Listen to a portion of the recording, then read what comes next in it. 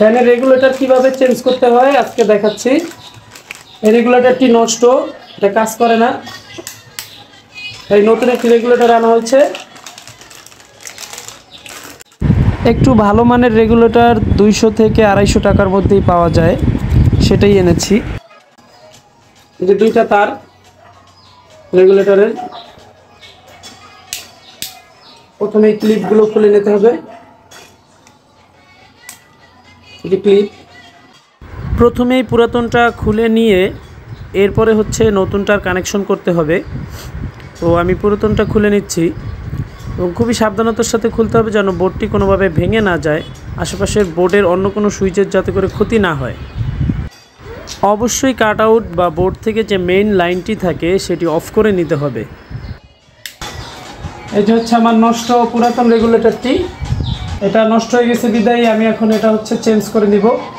তো যেটা লাগানো আছে এটার মধ্যে একটাই তার কোনো কালারিং কোড নাই, বাট এই জায়গাতে কালারিং কোড আছে, হচ্ছে কালো এবং একটা হচ্ছে লাল। প্রথমে পুরাতনটা খুলে নিচ্ছি।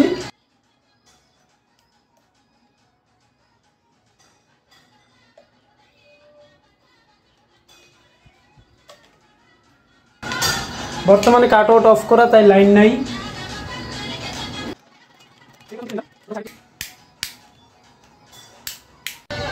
তো এই যে রেগুলেটরটি, প্রথমে রেগুলেটরটি জয়েন করে নিতে হবে। যেহেতু লালটার তার কাছে আছে, লালটাই প্রথমে আমি জয়েন করে নিচ্ছি।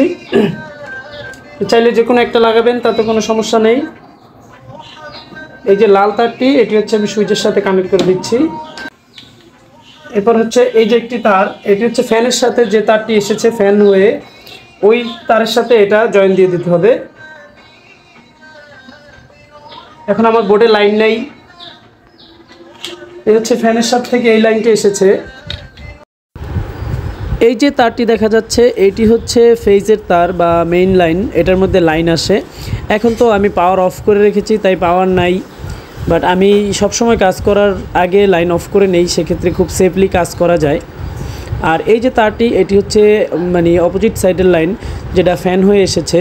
তো আমার রেগুলেটর যে কালো তারটি আছে রেগুলেটরের সাথে তার, সেটিকে আমি এখন এই ফ্যানের সাথে হয়ে আসা যে তারটি আছে, এটার সাথে একটা ক্লিপও আছে, তো আমি এই ক্লিপের সাথে যোগ করে দিচ্ছি। এবং এরপরে যে মেইন তারটি আছে, মেইন তারটি হচ্ছে সুইচের অপর প্রান্তে যে আরেকটি ঘাট রয়েছে, সেই জায়গাতে আমি মেইন তারটি জয়েন করে দিচ্ছি।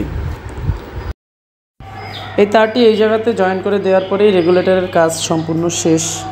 এই ধরনের কাজ একটু সাবধানতার সাথেই করতে হয়, কেননা একটু 19-20 হলেই দেখা যায় পরবর্তীতে যে বিষয়টি নিয়ে কাজ করতেছি বা ফ্যান লাইট এগুলো নষ্ট হয়ে যাওয়ার সম্ভাবনা অনেক বেশি থাকে। অনেক সময় শর্ট সার্কিটের মাধ্যমে বড় ধরনের দুর্ঘটনাও ঘটতে পারে। যাই হোক, রেগুলেটরটি সেট আপ করা হয়েছে। এখন আবার পুনরায় আগের মতো বক্সটিকে সেট করে এর মধ্যে জাস্ট নাটগুলো লাগিয়ে দিলেই রেগুলেটর লাগানোর কাজ শেষ। তারপর থেকে একদম কমপ্লিটলি ইউজ করা যাবে। রেগুলেটর এবং সুইচ লাগানোর কাজ শেষ।